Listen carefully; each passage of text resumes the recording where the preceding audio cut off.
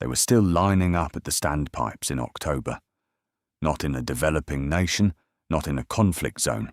In Cardiff, in Devon, in Yorkshire, ordinary British streets, ordinary British families filling buckets at the curb, carrying water home to flush their own toilets. That is what the summer of 1976 actually was. Not the golden haze you've been handed. Not the pop songs and the open-top buses and the girls sunbathing in the park. What genuinely happened that summer was something far more sinister.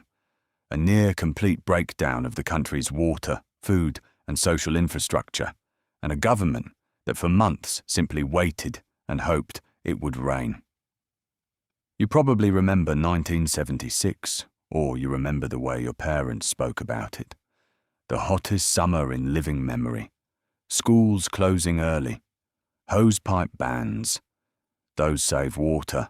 Bath with a friend badges pinned to every lapel. It's become one of those shared British memories. Warm, affectionate, almost reassuring. A time when the whole nation baked together and simply got on with it. But that version, the fond, sunlit one, is the story that got told because it was the easiest one to tell. The other story, the one about what the crisis genuinely cost this country, that one got buried beneath the nostalgia. And it begins not in June of 1976, as most people assume. It begins in May 1975, 14 months before the heatwave even started. The slow collapse. To understand 1976, you have to understand what was already failing before the first scorching day arrived. Britain's groundwater system, the vast underground reservoirs sitting beneath the chalk hills of the south and east, beneath the downs, beneath East Anglia. Those aquifers are replenished every winter. The rain falls through autumn and winter, soaks down into the rock and tops up the supply. In the winter of 1975 into 1976, that replenishment simply never came. Some regions recorded only half their average rainfall. Some months recorded almost nothing at all. So as Britain moved into the spring of 1976, her underground water reserves were already dangerously depleted. Boreholes that had never dried up in living memory, like the Rockley borehole near Marlborough, began to fail. Chalk streams that had flowed for centuries simply stopped. For the southeast of England, the drought that followed would rank among the worst in 125 years of recorded history. And then, on the 23rd of June 1976, the heat arrived. For 16 consecutive days, Heathrow recorded temperatures above 30 degrees Celsius. For 15 consecutive days, somewhere in England reached 90 degrees Fahrenheit. The peak came on the 3rd of July at Cheltenham, 35.9 degrees centigrade, a record that would stand for decades. Parts of the southwest went 45 consecutive days without a single drop of rain. Now, if you lived through that and you were young, you might remember lying in a garden. You might remember the creak of a lilo in a paddling pool. You might remember the smell of hot tarmac. But if you were a farmer in East Anglia, you remember watching your topsoil turn to dust and blow away like ash. You remember crops failing on a scale this country hadn't witnessed since the war. If you were elderly, living alone in a terraced house in Leeds or Wolverhampton, with no air conditioning, with walls built to retain heat, you remember what it was to lie awake at night in a room that never cooled. The summer of 1976 killed people. Research points to a 20% increase in excess deaths during the peak period. In geriatric wards across the UK, the death rate among elderly patients tripled. That isn't nostalgia. That is a catastrophe that got repackaged. But here is the detail, the one detail that almost nobody mentions about the summer of 1976. The ladybirds, 23 billion of them, not a misprint. 23 billion seven-spotted ladybirds descended on the southern and eastern coastlines of England in late July. The British Entomological and Natural History Society estimated the swarm at 23.65 billion insects. Here is what happened and why. The warm spring had triggered a spectacular explosion in aphid populations, the ladybirds' primary food source. Then the drought hit, the crops failed, and the aphids vanished almost overnight. 23 billion ladybirds, suddenly starving and desperately parched, began moving toward the coast. In Weston-super-Mare, shop fronts, walls and buses turned red with insects. It was impossible to walk the pavement without crushing them underfoot. In Clacton, the swarms were so thick they turned the entire roof of the bandstand scarlet. And then, here is the part that gets omitted from the charming retellings. They started biting. Starving and dehydrated, the ladybirds began drawing moisture from human skin. They couldn't pierce the surface, but the sensation was sharp enough to send children fleeing the beach in tears, creatures crawling into hair and eyes and mouths. There are accounts of ladybirds found inside ice creams, of women discovering them in their handbags. Workers constructing the Humber Bridge were forced to down tools. The swarms were simply too thick to work through. At the fish docks in Grimsby, filleting had to stop because the insects were contaminating the lines.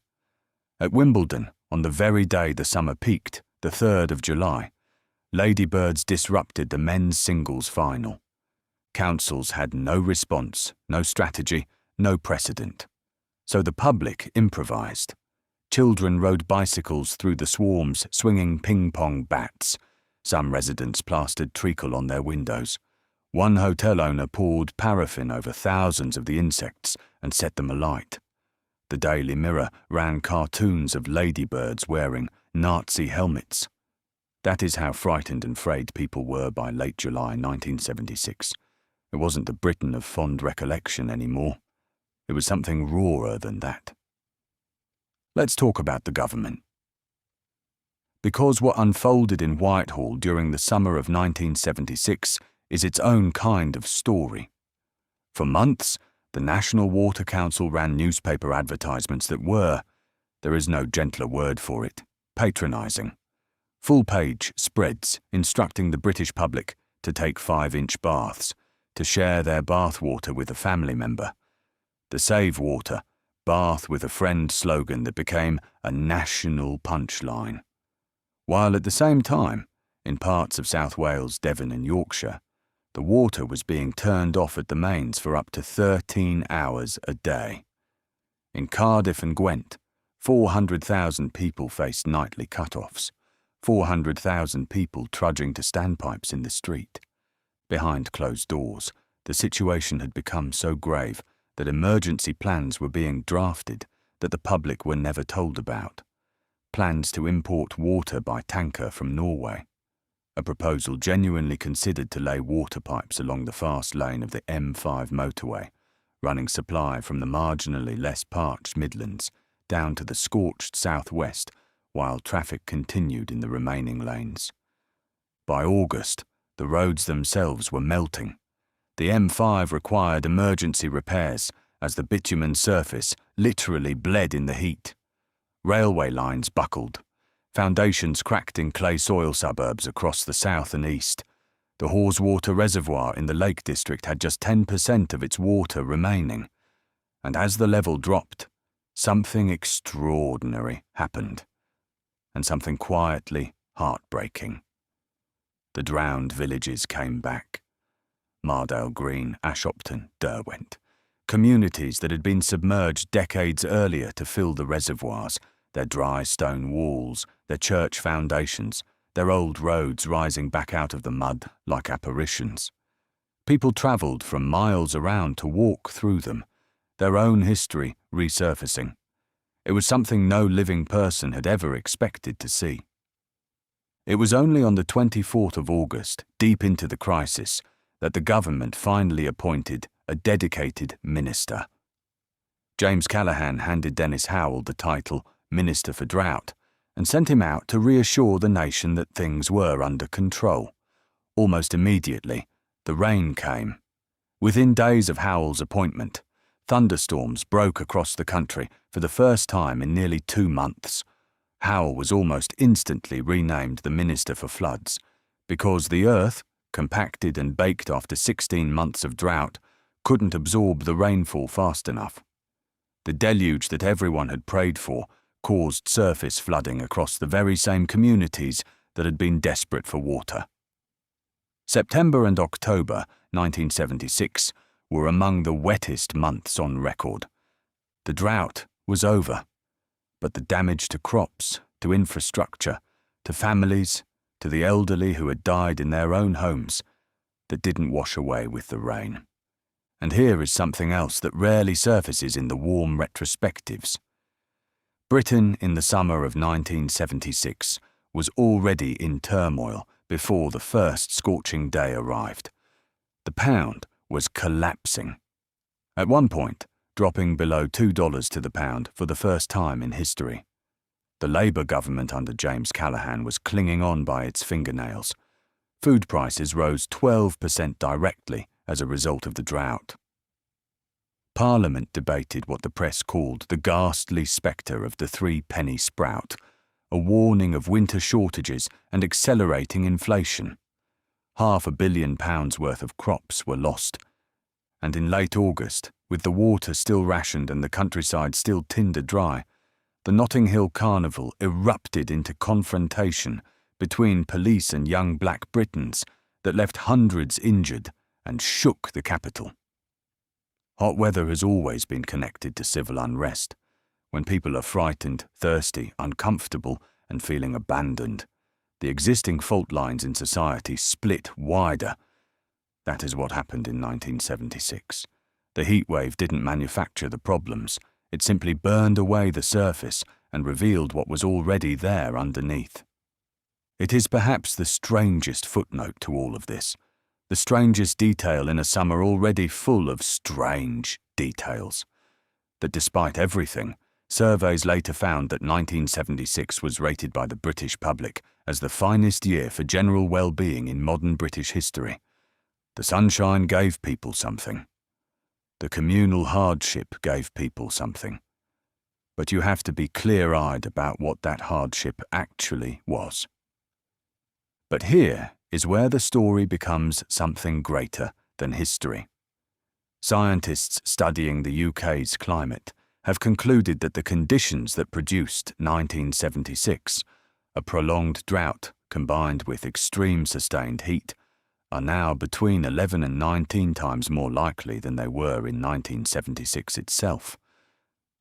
The event that was once described as once in a generation is now estimated to return every 6 to 10 years. 1976 was not an aberration. It was a rehearsal.